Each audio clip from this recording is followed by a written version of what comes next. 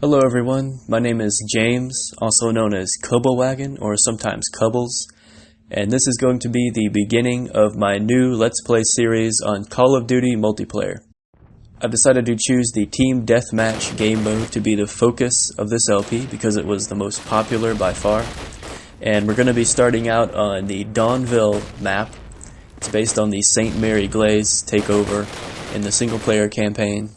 And they've kind of reworked the map into a multiplayer, and it's a pretty common map, and it's fairly balanced too, and it was pretty popular at the time, so I felt like it would be a good starting point. Yeah, it looks like the Americans have spawned on the south by the railroad tracks, and they've gone to that house there. This is a pretty typical setup. Usually what happens is one team spawns to the north side and the other team spawns in the south, and they'll kind of converge into the street here. Another thing that happens, which is what happened here, is that one team will spawn behind this house and they'll sort of run into it and then kind of hunker down and shoot from the windows, and you'll see a lot of street fighting right here.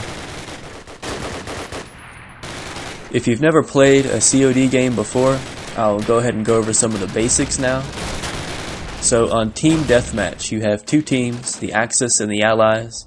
The Axis are always going to be the Germans, and the Allies are, in this map, the Americans.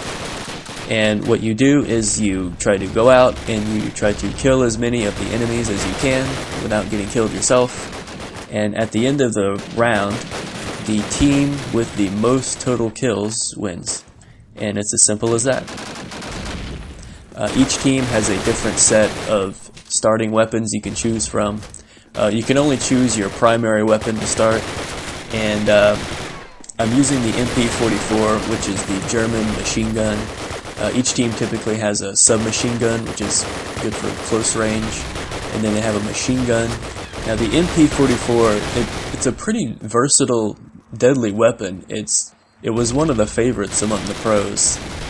It got a lot of use. It's good for close range, also good for medium range, and if you're really good, you can also use it for long range. So yeah, the Americans are now spawning back on the very south end of the map by the railroad tracks. When you spawn back there, you really only have two ways out. You can either come to the west side behind this wall, or you can go to the east side and cut through the two-story building. And it looks like a lot of the American players are trying to come around this wall. Now, one difference between this game and the new games, I noticed in the new games a lot. I haven't played much of them, but in the new games it seems like you get a lot of perks and kill streaks and different classes that have different abilities and everything. In this game, really your only choice, other than which team you're on obviously, is the weapon, or the primary weapon that you start with, and it's usually only a choice between 4 or 5 weapons. I thought they'd be coming out of this two-story building because they're spawning back there, but no, I guess they're all trying to head over to the west side and go over that broken wall.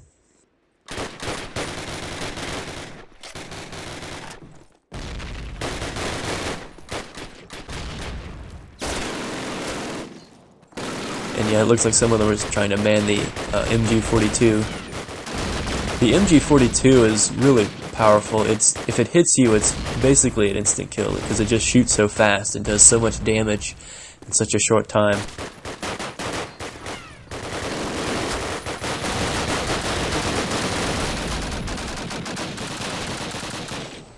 Another difference you may notice is that if you look in the bottom right corner of the screen, you'll notice I have a health bar there.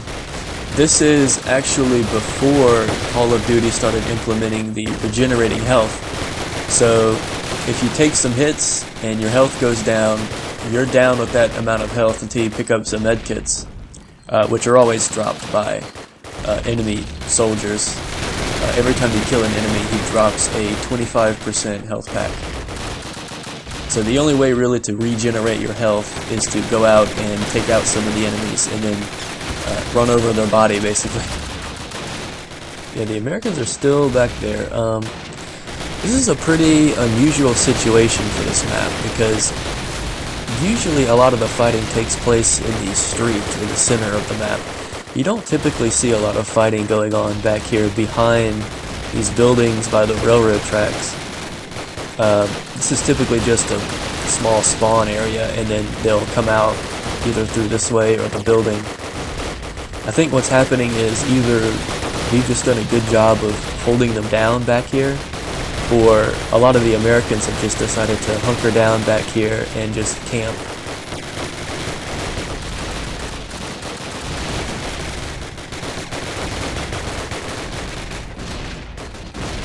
Now let me talk a little bit about the format of this Let's Play, in that I'm not actually going to be playing the game live. What it is that much like games like Quake or Half-Life, this game has a feature that lets you record demos while playing that you can then play back in the game. And I want to say sometime around late 2004, one of my friends showed me how to do this. And what I did was I ended up recording almost every single game I played for a couple of years. And I probably have... I actually got a quad kill there. Interesting. I have hours upon hours upon hours of just playing games on public servers, playing with my friends, and just a lot of video. Alright, so it looks like we finally pushed all the Americans out of this area. So now their spawn point has probably changed to somewhere on the north side of the map. And I just picked up a BAR from one of the dead Americans. This is one of the Americans' starting weapons. We'll be seeing more of it later in this LP. And yeah, it looks like they're all pouring out of that building there. So what that indicates is that they're spawning somewhere on the north end of the map, and they're coming through the cemetery. One thing you may notice is that I'm using the iron sights a lot, and I'm playing very methodically. This was actually a new style of play back then. I mean, today it doesn't look like much, but back then this was a pretty new concept. Most players were used to games like Quake or Counter-Strike, where you run around at high speeds and shoot from the hip. If you notice, a lot of the other players are just kind of running around shooting from the hip. In this game you really can't do that, because for one thing your player moves slower, and also if you try to shoot from the hip, especially while moving, the guns are very inaccurate. So you really have to make use of the iron sights. This game was the first, if not one of the first, to really utilize the iron sights, and if it wasn't the first, it was certainly the game that popularized it. And I just picked up the CAR. It's a bolt-action rifle, German bolt-action. Tried to get a few kills with it, but no such luck.